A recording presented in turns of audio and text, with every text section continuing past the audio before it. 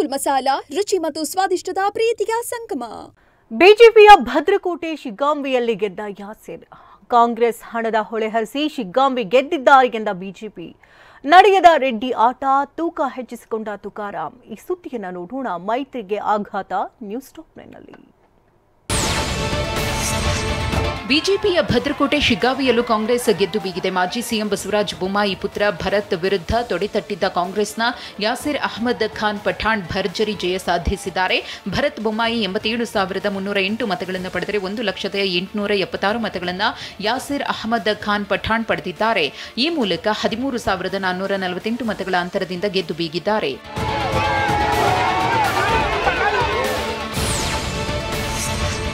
ನಾಯಕರು ಕಾರ್ಯಕರ್ತರು ಸಂಘಟನೆ ಮಾಡಿ ಗೆಲ್ಲಿಸಿದ್ದಾರೆ ಎಂದು ವಿಜೇತ ಅಭ್ಯರ್ಥಿ ಯಾಸೀರ್ ಹೇಳಿದ್ದಾರೆ. ಶಿಗ್ಗಾವಿಯಲ್ಲಿ ಮಾತನಾಡಿದ ಅವರು, ಯಾವುದೇ ವಕ್ಫ್ ಗಲಾಟೆ ನಮ್ಮಲ್ಲಿ ವರ್ಕೌಟ್ ಆಗಿಲ್ಲ. ಸಿಎಂ ಸಿದ್ದರಾಮಯ್ಯ, ಡಿಕೆ ಶಿವಕುಮಾರ್ಗೆ ಧನ್ಯವಾದ ಹೇಳ್ತೇನೆ. ಈ ಗೆಲುವನ್ನ ಕ್ಷೇತ್ರದ ಜನರಿಗೆ ಅರ್ಪಣೆ ಮಾಡ್ತೇನೆ ಅಂತ ಹೇಳಿದ್ರು. ಅಲ್ಪಸಂಖ್ಯಾತ ಒಂದು ಸಮುದಾಯಕ್ಕೆ ಬಂದಂತ ನನ್ನನ್ನು ಇವತ್ತು ಎಲ್ಲ ಸಮಾಜದವರು ಕೂಡಿ ಗೆಲ್ಲಿಸುವ ಮುಖಾಂತರ ದೇಶಕ್ಕೆ ಒಂದು ಒಳ್ಳೆಯ ಸಂದೇಶ ಕೊಟ್ಟಿದ್ದಾರೆ. ಹಣದ ಹೊಳೆಯನ್ನೇ ಹರಿಸಿ ಶಿಗ್ಗಾವಿಯಲ್ಲಿ ಗೆಲುವು ಸಾಧಿಸಿದ್ದಾರೆ ಎಂದು ಸಂಸದ ಬಸವರಾಜ ಬೊಮ್ಮಾಯಿ ವಾಗ್ದಾಳಿ ನಡೆಸಿದ್ದಾರೆ. ಹುಬ್ಬಳ್ಳಿಯಲ್ಲಿ ಮಾತನಾಡಿದ ಅವರು, ಸರ್ಕಾರದ ಪರ್ಫಾರ್ಮೆನ್ಸ್ ಮೇಲೆ ಓಟ್ ಬಂದಿದೆ ಅಂತಲ್ಲ, ಆದರೆ ಕ್ಷೇತ್ರದ ಜನರ ತೀರ್ಪನ್ನು ತಲೆಬಾಗಿ ಒಪ್ಪಿಕೊಳ್ತೇನೆ. ಕ್ಷೇತ್ರದ ಜನರಿಗೆ ಒಳ್ಳೆಯದಾಗಲಿ ಅಂತ ಬಯಸ್ತೇನೆ. ಕಾಂಗ್ರೆಸ್ನ ಯಾಸೀರ್ ಖಾನ್ ಪಠಾಣ್ಗೆ ಅಭಿನಂದನೆ ಸಲ್ಲಿಸ್ತೇನೆ ಅಂತ ಹೇಳಿದ್ರು. ಶಿಗ್ಗಾಂವ್ ಸವಣೂರು ಜನರ ಒಂದು ತೀರ್ಪೇನಿದೆ ಅದನ್ನು ನಾವು ತೆರೆಬಾಗಿ ಒಪ್ಕೊಳ್ತೇನೆ. ಅವರ ತೀರ್ಪನ್ನು ನಾನು ಗೌರವಿಸ್ತೇನೆ, ಸ್ವೀಕಾರ ಮಾಡ್ತೀನಿ. ಕಾಂಗ್ರೆಸ್ ಅಭ್ಯರ್ಥಿ ಯಾಸೀರ್ ಖಾನ್ ಪಠಾಣ್ಗೆ ಅಭಿನಂದನೆಗಳನ್ನು ನಾನು ಸಲ್ಲಿಸ್ತೇನೆ. ಶಿಗ್ಗಾವಿ ಕ್ಷೇತ್ರದಲ್ಲಿ ಬಸವರಾಜ ಬೊಮ್ಮಾಯಿ 4 ಬಾರಿ ಗೆದ್ದು ಬೀಗಿದ್ರು. ಇಲ್ಲಿಂದಲೇ ಗೆದ್ದು ಸಿಎಂ ಕೂಡ ಆಗಿದ್ರು. ಆದರೆ ಸಂಸದರಾಗಿ ದೆಹಲಿ ರಾಜಕೀಯಕ್ಕೆ ಎಂಟ್ರಿ ಕೊಡ್ತಿದ್ದಂತೆ ತಮ್ಮ ಕ್ಷೇತ್ರವನ್ನ ಮಗನಿಗೆ ಬಿಟ್ಟುಕೊಟ್ಟಿದ್ರು. ಇದೀಗ ಮತದಾರ ಬೊಮ್ಮಾಯಿ ನಿರೀಕ್ಷೆಗಳನ್ನ ಹುಸಿಯಾಗಿಸಿದ್ದಾನೆ. ಮಗನ ಗೆಲುವಿನಲ್ಲಿ ಗೆದ್ದು ಬೀಗುವ ನಿರೀಕ್ಷೆಯಲ್ಲಿದ್ದ ಮಾಜಿ ಸಿಎಂಗೆ ಶಾಕ್ ನೀಡಿದ್ದಾರೆ.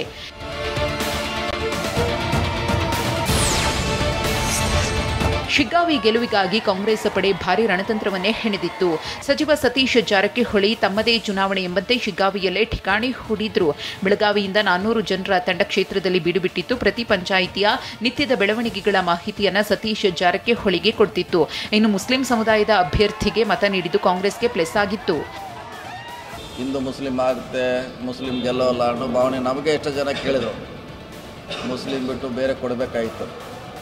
ಆದರೆ ನಾವು ನ್ಯಾಯ ಕೊಡಬೇಕಾದ್ರೆ ಮುಸ್ಲಿಮಿಗೆ ಕೊಡಲೇಬೇಕಾಯಿತು. ಕೊಟ್ಟಿದ್ದೀವಿ, ಗೆಲ್ಲಿಸಿದ್ದೀವಿ. ಕನ್ನಡದಿಂದ ಮತ ಒಂದಾಯಿತು. ಶಿಗ್ಗಾವಿಯಲ್ಲಿ ಜಯ ಸಾಧಿಸಿದ ಯಾಸೀರ್ ಪಠಾಣ್ ಬೆಳಗಾವಿಯ ಸತೀಶ್ ಜಾರಕಿಹೊಳಿ ಮನೆಗೆ ಭೇಟಿ ನೀಡಿ ಧನ್ಯವಾದ ತಿಳಿಸಿದರು. ಬಳಿಕ ಮಾತನಾಡಿದ ಅವರು, ನಮ್ಮಂತ ಕಾರ್ಯಕರ್ತನನ್ನ ಸತೀಶ್ ಜಾರಕಿಹೊಳಿ ಗೆಲ್ಲಿಸಿದ್ದಾರೆ. ಸತೀಶ್ ಜಾರಕಿಹೊಳಿ ಅವರಿಗೆ ಆಭಾರಿಯಾಗಿದ್ದೇನೆ. ಅತ್ತಿಗೇರಿ ಜಿಲ್ಲಾ ಪಂಚಾಯಿತಿ ಕ್ಷೇತ್ರವನ್ನು ಅಭಿವೃದ್ಧಿ ಮಾಡಬೇಕು ಅಂತ ಅತ್ತಿಗೇರಿ ಹನುಮಪ್ಪ ಸಾಹೇಬರ ಕನಸಿನಲ್ಲಿ ಬಂದು ಹೇಳಿದ್ರು. ಅಂದಿನಿಂದ ಕ್ಷೇತ್ರದಲ್ಲಿದ್ದುಕೊಂಡು ಗೆಲುವಿಗೆ ಕಾರಣರಾದರು ಅಂತ ಹಾಡಿ ಹೊಗಳಿದ್ರು. ಒಬ್ಬ ಸಾಮಾನ್ಯ ಕುಟುಂಬದಿಂದ ಬಂದರೆ ನನ್ನ ವಿರುದ್ಧ ಇರುವಂತಹ ಪ್ರತಿಸ್ಪರ್ಧಿ ಈ ರಾಜ್ಯದ ಮಾಜಿ ಮುಖ್ಯಮಂತ್ರಿ, ಅವ್ರ ತಂದೆಯವರು ಮುಖ್ಯಮಂತ್ರಿ, ಅಂತ ವಿರುದ್ಧ ಕೂಡ ಒಬ್ಬ ಸಾಮಾನ್ಯ ವ್ಯಕ್ತಿಗೆ ನಿಲ್ಲಿಸಿ ಗೆಲ್ಲಿಸುವಂತ ಶಕ್ತಿ ಅದು ಸತೀಶ್ ಅಣ್ಣ ಜಾರಕಿಹೊಳಿ.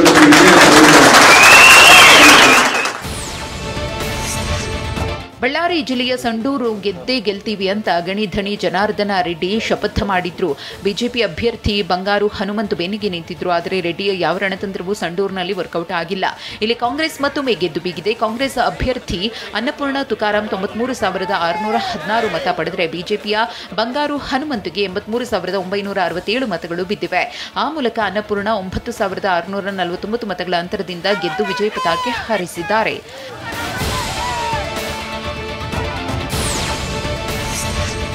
ಸರ್ಕಾರದ ಅಭಿವೃದ್ಧಿ ಕೆಲಸಗಳು, ಗ್ಯಾರಂಟಿ ಯೋಜನೆಗಳು ಕೈ ಹಿಡಿದಿವೆ ಅಂತ ಕಾಂಗ್ರೆಸ್ ವಿಜೇತ ಅಭ್ಯರ್ಥಿ ಅನ್ನಪೂರ್ಣ ತುಕಾರಾಂ ಹೇಳಿದ್ದಾರೆ. ಬಳ್ಳಾರಿಯಲ್ಲಿ ಮಾತನಾಡಿದ ಅವರು, ಜನಾರ್ದನ ರೆಡ್ಡಿ ಮನೆ ಮಾಡಿದ್ರೆ ಜನ ಬದಲಾಗಲ್ಲ ಅಂತಂದ್ರು.